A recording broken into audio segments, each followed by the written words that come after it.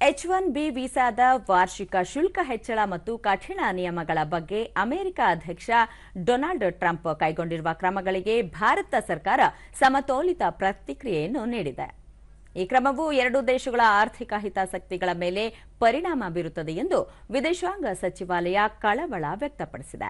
ವಿದೇಶಾಂಗ ವ್ಯವಹಾರಗಳ ಸಚಿವಾಲಯದ ವಕ್ತಾರ ರಣಧೀರ್ ಜೈಸ್ವಾಲ್ ನಿನ್ನೆ ದೆಹಲಿಯಲ್ಲಿ ಸುದ್ದಿಗೋಷ್ಠಿಯಲ್ಲಿ ಮಾತನಾಡಿ H-1B ವೀಸಾ ಕ್ರಮದಲ್ಲಿನ ಪ್ರಸ್ತಾವಿತ ನಿರ್ಬಂಧಗಳ ಕುರಿತು ಸರ್ಕಾರಕ್ಕೆ ಮಾಹಿತಿ ಇದೆ. ಭಾರತೀಯ ಉದ್ಯಮ ಸೇರಿದಂತೆ ಇದರಿಂದ ತೊಂದರೆಗೊಳಗಾಗುವ ಎಲ್ಲ ಕ್ಷೇತ್ರಗಳ ಬಗ್ಗೆಯೂ ಸಂಪೂರ್ಣ ಅಧ್ಯಯನ ಮಾಡಲಾಗುತ್ತಿದೆ. ಭಾರತೀಯ ಉದ್ಯಮ ವಲಯವು ಈಗಾಗಲೇ ಪ್ರಾಥಮಿಕ ವಿಶ್ಲೇಷಣೆಯನ್ನು ಸಹ ಬಿಡುಗಡೆ ಮಾಡಿದೆ.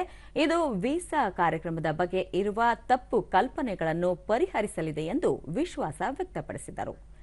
ಭಾರತ ಮತ್ತು ಅಮೆರಿಕ ಉದ್ಯಮ ನಾವೀನ್ಯತೆ ಮತ್ತು ಸೃಜನಶೀಲತೆಯಲ್ಲಿ ಪಾಲುದಾರರು, ಕೌಶಲ್ಯಪೂರ್ಣ ಪ್ರತಿಭೆಗಳ ಚಲನೆ ಮತ್ತು ವಿನಿಮಯವು ತಾಂತ್ರಿಕ ಅಭಿವೃದ್ಧಿ, ಆರ್ಥಿಕ ಬೆಳವಣಿಗೆ, ಸ್ಪರ್ಧಾತ್ಮಕತೆ ಮತ್ತು ಸಂಪತ್ತು ಸೃಷ್ಟಿಗೆ ಗಮನಾರ್ಹ ಕೊಡುಗೆ ನೀಡಿದೆ.